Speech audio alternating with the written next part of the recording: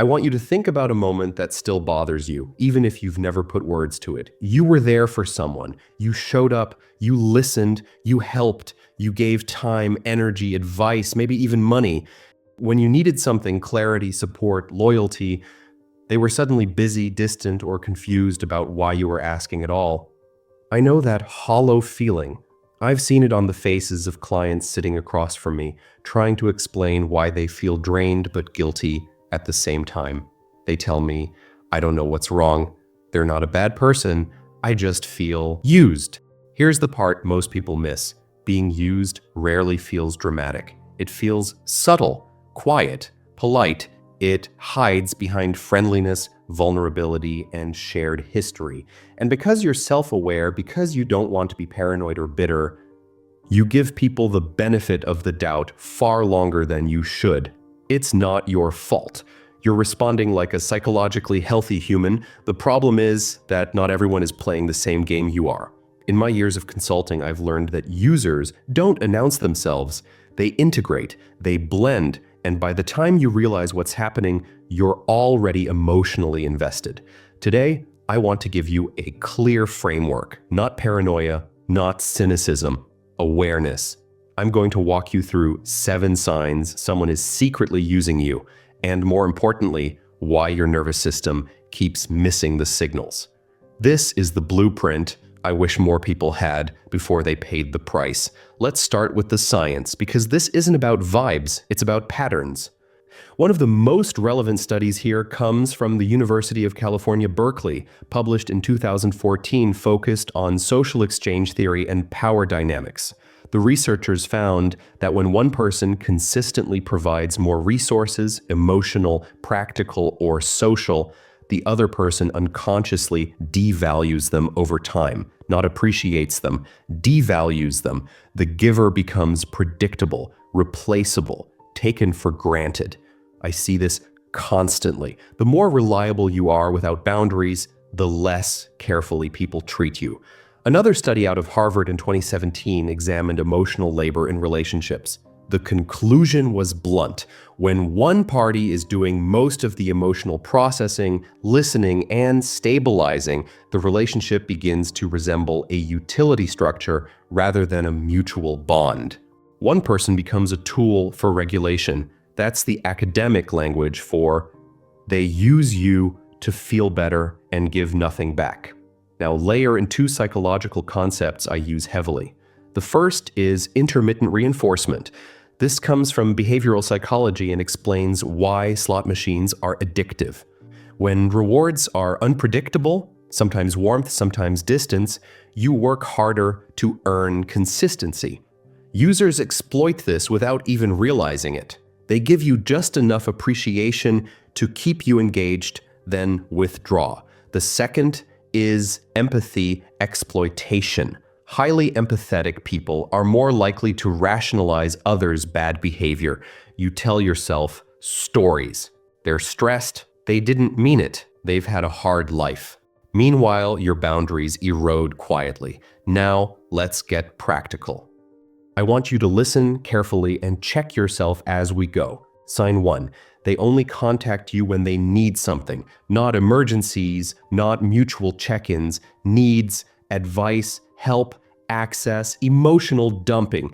And notice this detail. When you share something about your life, the conversation subtly redirects back to them. I've had clients defend this for years. They're just not great at texting. No, they're great at extracting value. Sign 2, your discomfort is treated as inconvenience. When you finally express a boundary or hesitation, their tone shifts. They sigh, they joke, they frame you as dramatic. This is a classic move. In my sessions, I tell people this. Healthy people respond to boundaries with curiosity. Users respond with irritation. If your needs feel like obstacles to their comfort, pay attention. Sign 3, they flatter you for what you provide, not who you are. You're so good at listening. You're always there. I don't know what I'd do without you. These sound like compliments. They're not. They're functional labels. You're being praised for your usefulness, not valued for your humanity. Real appreciation includes reciprocity. This kind doesn't. Sign 4. They disappear during your hard moments.